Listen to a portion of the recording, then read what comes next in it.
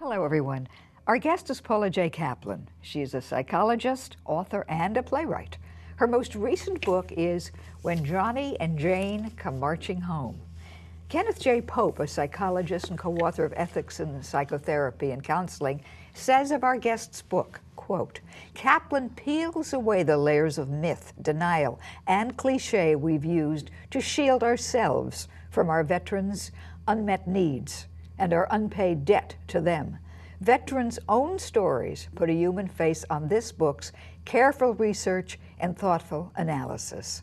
This book is a must-read, not just for those who care about our veterans, but for anyone who has benefited from their sacrifices, which is to say, all of us.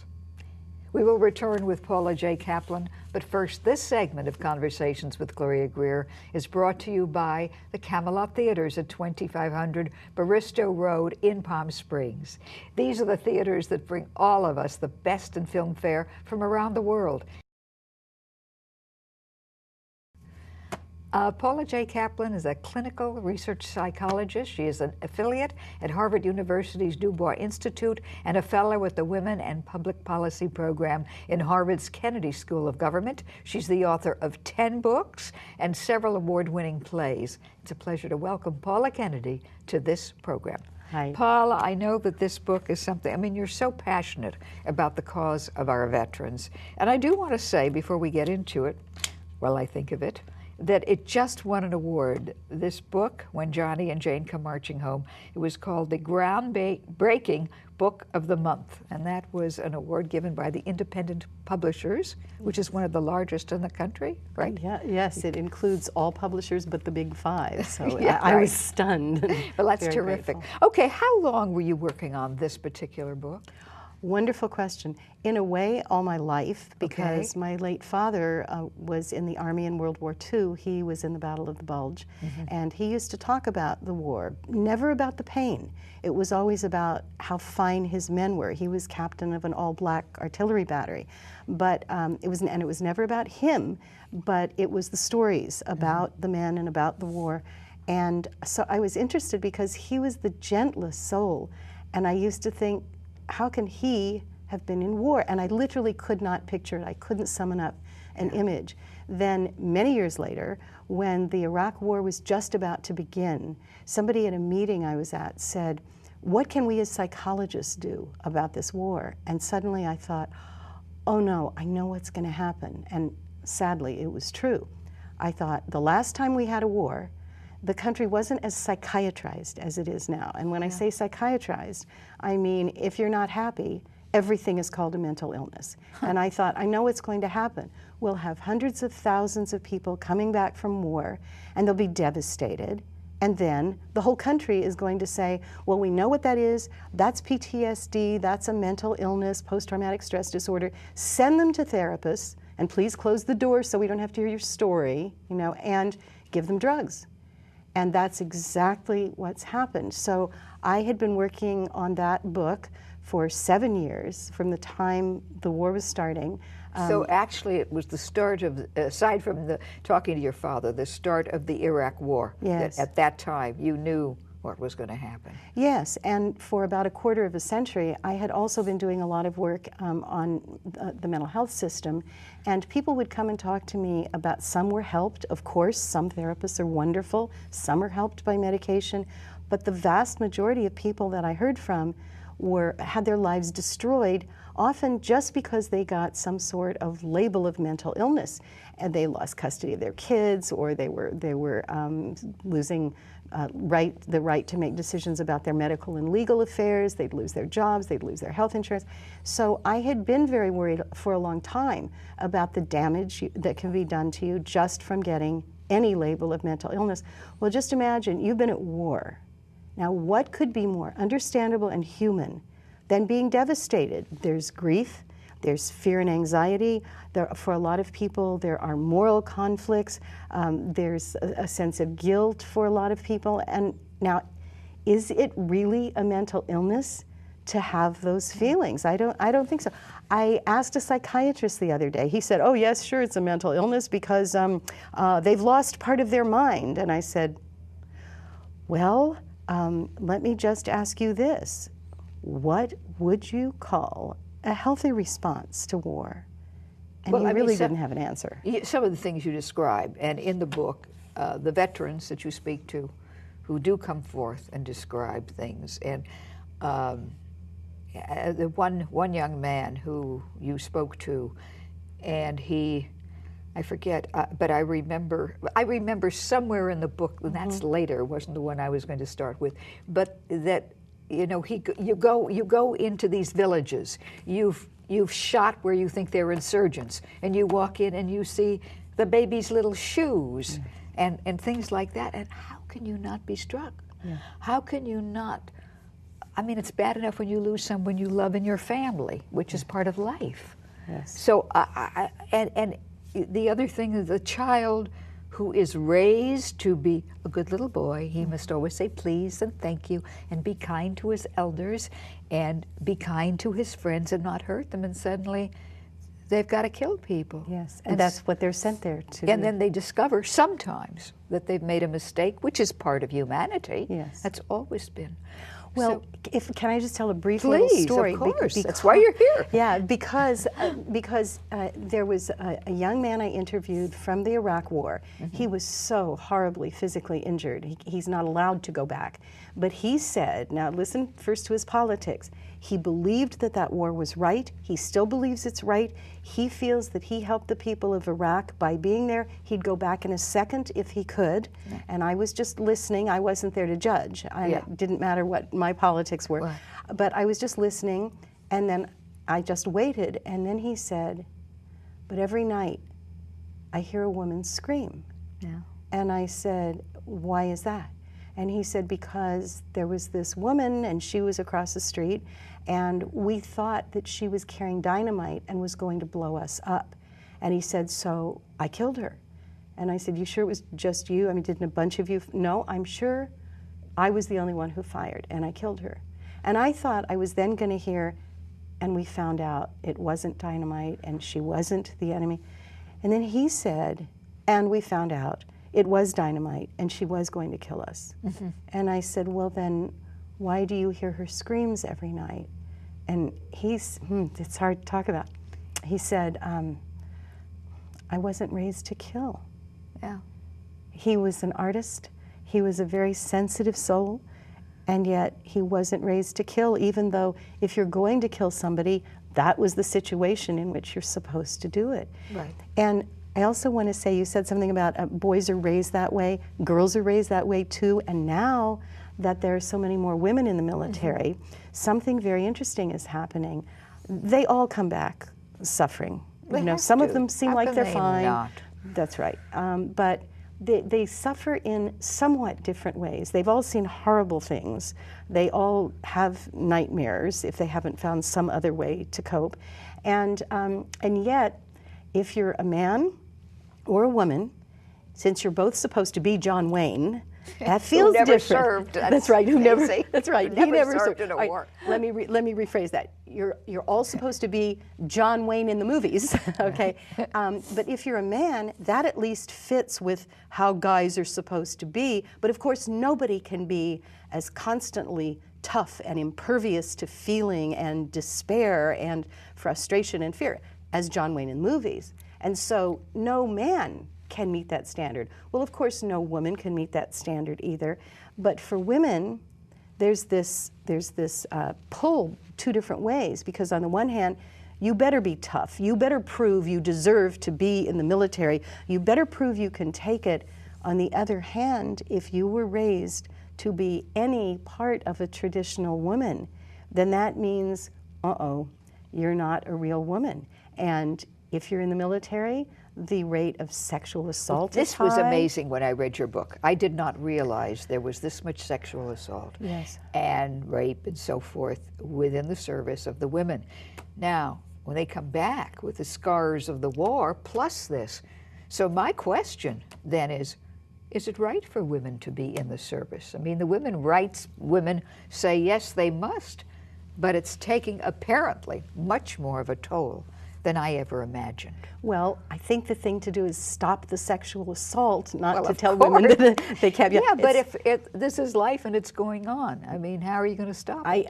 I see the dilemma. I see the dilemma. You know what Golda Meir said? She said the solution to women being raped is to get all men off the streets, give them a curfew, you know? And so I certainly believe that nobody should be kept out of a particular job because they're a woman or a man. And I do think that far more attention needs to be given to sexual assault, well, everywhere, but certainly in the military, because think about it. If you're in the military, whether it's a peer who assaults you or whether it's a commanding officer, how can you possibly come forward? Because if it's a commanding officer, if it's a superior officer, boy, you are in danger. That's right. But even if it's a peer, it's like telling on your brother in the family. What's it going to do to the family? You'll be seen as the problem, as a traitor, and on top of that, you are in literal life or death situations with your peers, and so you are dependent on each other in a way that makes speaking up about having been assaulted or even harassed or demeaned for being a woman, it makes it much more dangerous and just tears women apart. And another thing that you bring out, and then we're going to take a break, but that some of these women, they leave their children because they have small children, and so they have that plus the guilt of I'm not a good mother because I'm not with my child. Yes. So there are all these emotions to cope with. And of course, when we get back, we want to talk more about what we individuals can do to help, because that's really the whole reason I think that you wrote the book. Yes. We will return in a second. Don't go away. Before we continue our conversation, I'd like to read another comment about Paula J. Caplan's book, When Johnny and Jane Come Marching Home. This is from Robert Whitaker, author of Anatomy of an Epidemic and Mad in America, and he says, and I quote, it's in here, if we as citizens want to do right by the young men and women who serve in our military and fight our wars, we can start by reading this profound and moving book. By the book's end, you will be certain of one therapeutic truth. A society that sends its young off to war needs to be ready to hear their stories when they return and know that there is healing power in not only listening, but also remembering what the speaker says. Okay, you know, we left before the break talking about women in the service, and you mentioned about the mother who's at war and feels guilty. Yes, well, I hear this time after time. These are from women that you have interviewed who have been in the service. Yes, and there are also books about them. That here's what is the typical thing that happens. If a woman is deployed and she leaves children behind and she is just desperately upset and misses them and feels like she's a bad mother even though she's being a good soldier, then if she goes and asks for help, what always happens is she gets a psychiatric diagnosis. Well, there again, if being devastated by war is a mental illness, is missing your children and being sad to be away from them, is that a psychiatric diagnosis? No, of course it shouldn't be. Once you get a diagnosis, you're very likely to be put on medication. And it's these days, I know almost nobody who's been in the military or who's being seen at the Veterans Affairs who's on just one psychiatric drug. It's usually a minimum of 3, and I hear 6, 10, 12. Amazing. It's unbelievable. Amazing. And then how can they function? Then another thing that you bring out is the service men or women who are put on these drugs and then redeployed. Yes. While they're there, they're put on drugs. You cite, this is not easy reading, folks. I've got to tell you that. So, and I'm going to tell one story, if you don't mind. It's in the book, and that's the man who had to pick up the body parts and put the body parts in a shear-through bag. I mean, how can you not be affected by that? Yes. Well, of course you are. Of course you are. And you have to, if you're not affected, then you're not normal. Exactly, exactly. Yeah. If I can explain a little bit how this happened, because you're right, it's not an easy book to read. It's the reading is easy, but what's in it isn't. No. And I found myself going back. It was slow reading. Yes. Because I had to go back to redigest. Yes, I think people should read it a bit at a time. It was hard to write. I still live with all these stories are still in my head, and you can't look around this world anymore and see the world the same way, because you know how many people are out there suffering, and usually suffering in silence. But here's what seems to have happened: the drug companies and the mental health system, even those who had terrific intentions, they did a great job of marketing. And so they really, in the last 2 or 3 decades, they have made everybody out there, not everybody, a lot of people out there believe that if you have any kind of problem, if you're at all upset in any way, that's a mental illness. And then everybody's busy, everybody wants quick fixes, so there must be a drug for it. Look how many drugs are on the market. And so it's very easy for people to think that that's the solution to everything. Well, guess what? The marketing affected the military. It affected the Veterans Affairs. So, and I know it's hard to get your head around because the effects are massive. So here are these gigantic systems of the military and Veterans Affairs, but they pay attention to what do the mental health professionals say? What do the drug makers say? Oh, diagnose them and medicate them. So they think that they're doing what really is the standard of care, that they're doing the right thing. Well, when I started doing the research for the book, there are lots of press releases that come out of the Department of Defense and Veterans Affairs, and it's quite illuminating to watch what happens over the years. You know, we go into Afghanistan, we go into Iraq, and they're saying we've got this program and this program and this one to help our service members and our vets. And then you go a few months later, they've brought in a new program and they're sensitizing them to this and that, and they're teaching them this and that. And then a few months later, they are saying, this is the top brass are saying, and they've said this to me privately, the suicide rates keep going up. They have not come down. No, they keep going up after all of this money and all of this traditional kind of effort goes into helping service members and vets. Homelessness, family breakdown, substance abuse. World War II vets tended to become alcoholics. Today, more likely to be drug abusing. And I'm talking about prescription drugs, and often the drugs they're getting from the military. It seems to me that an awful lot, I mean, people who I knew that came back from World War II, they went on the GI and they picked up their lives, but they didn't put little small body parts insured through bags, I don't think. That's an excellent point. Let me say 2 things about that. One is that veterans from all wars have suffered horribly, and it's just that the World War II veterans were more likely to be quiet about it. One of the reasons was that after World War II, a bunch of what they called neuropsychiatric institutes opened, and that's where the vets who were anguished were put. Shell shock, as you bring out, is what they used to say. I guess that was World War I. World War I, and then World War II, they called it war trauma or combat fatigue. Which it is. Yes, of course it is. But the words for war were in there, and not like PTSD, and so we're not quite, it's kind of vague, and we don't have to really think about, no, this was war where they were. But so many World War II vets heard about these neuropsychiatric units, heard that they were doing lobotomies, that they were doing electroshock. Now, would you want to go turn yourself in and say, I need help? No.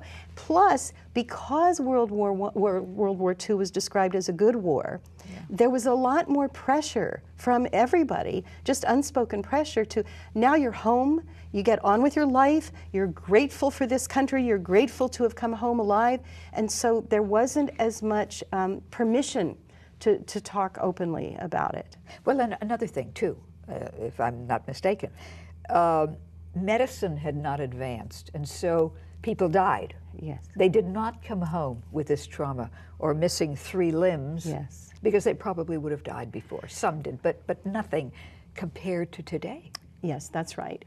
The statistics show that if you compare World War II and Korea and Vietnam to today's wars, there was a very small percentage of military people who actually fired a gun or fired a gun and killed somebody during World War II, a lot of them shot into the air. Nobody talked about it. Or they threw a grenade in a village or something. And yes, but they were less likely actually to kill somebody in any way. And then the military understood that, and they said, we've got to do something about this.